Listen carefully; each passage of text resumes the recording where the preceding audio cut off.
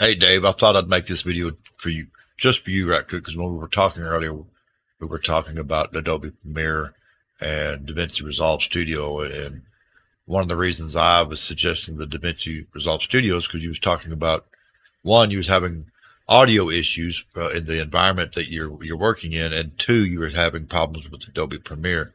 So let's address the audio issues first.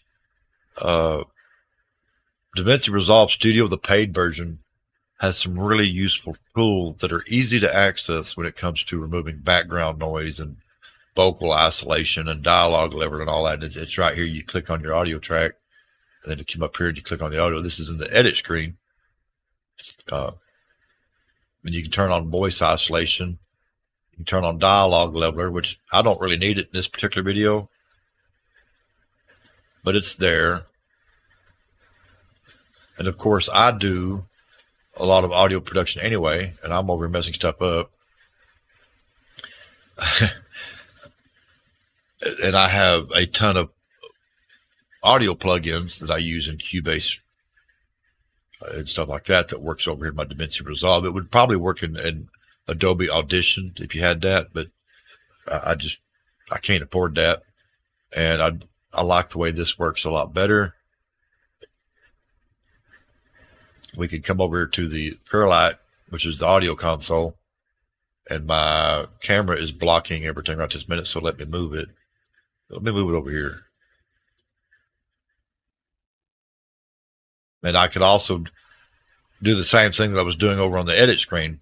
I could turn, right off the bat, it automatically loads. They're not activated, but they're inserted, and that's the voice isolation and the dialogue leveler. And I can turn them on over here as well. But I can also load plugins. Of course, I have a lot of plugins, so I don't even know what comes standard with DaVinci Resolve anymore. I think there's some in, like here, the Fairlight DS or Dehummer noise reduction.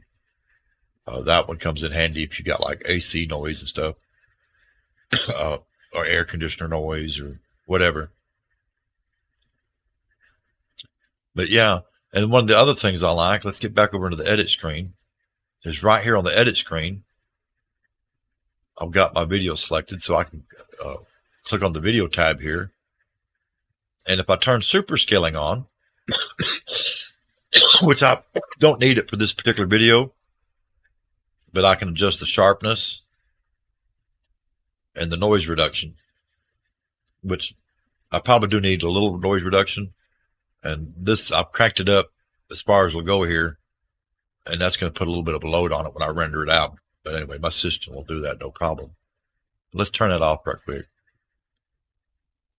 So I responded. It's playing smoothly, as you can see. Let them know what the deal was. And then if I turn super scaling on, it's going to upscale it. Seemed to be really interested in paying me to make a video, and I started to say no. And then we're going to do the sharpness. At this point, I'm wishing I had noise reduction. And as you can see, it's starting to load up a graphics card. I've got a high-end graphics card. However, this is what a 15-minute video, so it's not that long. Take me about 30 minutes to render it all out. I could render it in place and go do something else while it was doing that.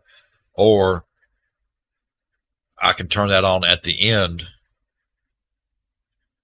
and then just add it to my render queue and render out the final product. There's a lot of different things that you can do. A lot of different ways to do it, I should say. One of the other things, you don't have to do it there. If you want more control over the sharpening and the denoising, there's a way to do it over here. And I have a video up on that. You would do it something like this. I would add a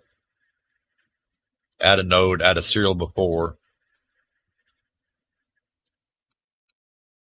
And then I would come over here to the temporal noise reduction, and I would set it to the maximum 5 frames. I'd set that one to better. I'd set that to small. Adjust my luma. About 20 to 30 will do it with this particular camera, but I'm going to set it to 30. And then you'd come over to the spatial noise reduction, and I'd set that to enhanced. The radius small. I would unlink the luma and the chroma, and I would just work on the chroma And again, somewhere between 20 and 30. We'll just say 30 for this particular camera. I could do it this way too.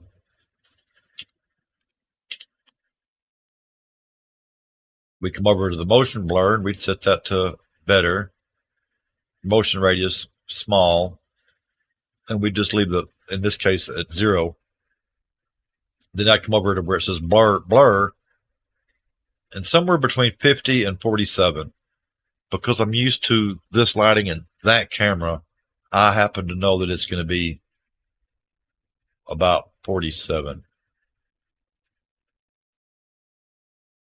I could manually enter that and be patched. That's why I wished I had one of the editing consoles from Blackmagic, but they're expensive and no money for it. But I can still do it all here on the keyboard and the mouse, no problem. Let's come back over here to the edit and let's turn the super scale off. See how all that cleaned up and everything else. So, yeah, hope that helps.